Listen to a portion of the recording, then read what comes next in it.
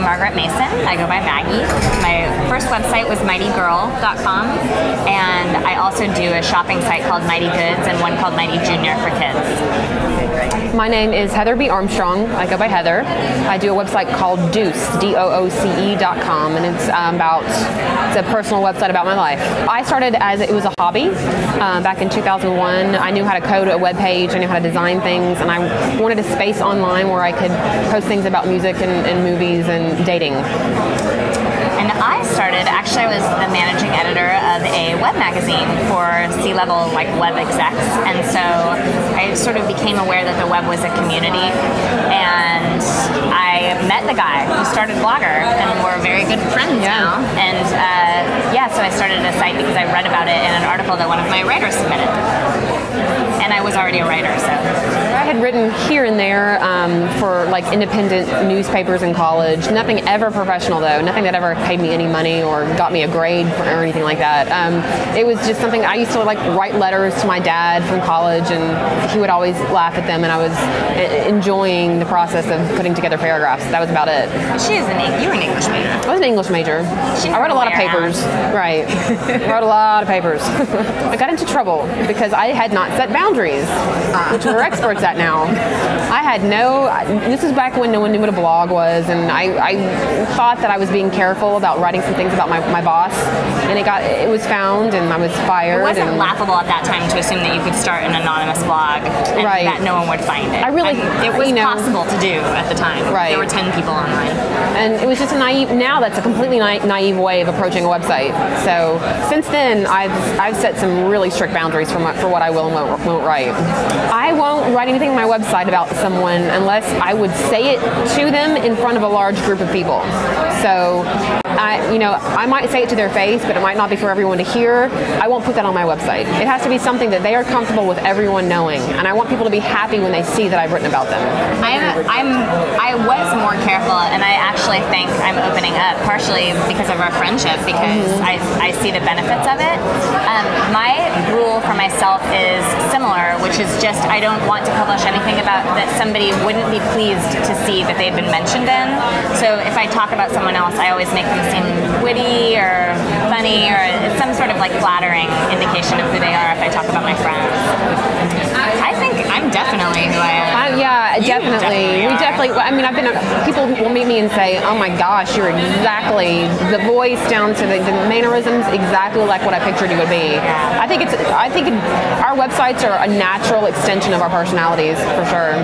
If you aren't like that, I think that it rings false online. It's very difficult to present a persona and have it remain uncracked, If you would be doing it in your pajamas at 3 a.m., you're always going to win over the guy who's doing it because he thinks he can make money.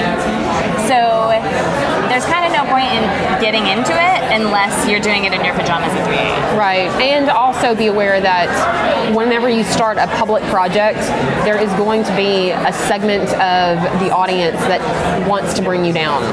And you have to ignore that voice and learn how to deal with that voice that will come at you. We actually have a group of friends, and we email each other, and since we go through this, we're all bloggers, and we'll get some of the same type of reaction, and it helps to have someone who's gone through it to talk you through it. A lot of it is just getting used to the fact that it's going to happen, and it's been said before, and none of the hate mail is very unique, and it's all been said, and none of it has anything to do with me. You get to a point where you actually start to more be fascinated by what is going wrong with somebody, that they're willing to put something very negative in the face of a stranger, right? It gets to the point where you think, whoa, what's going on with you that showed up in my inbox? And you do very much begin to distance yourself from it. Which is helpful. You grow as a person that way. It's a question of going, this person who hates me does not get a chance to have any say in how I feel about myself. Period. Only I get a chance. Only I have the choice. I have the choice to say, okay, what they're saying is going to affect me, or it's not going to affect me. And increasingly, it's been so easy to say, you don't get a say in my life.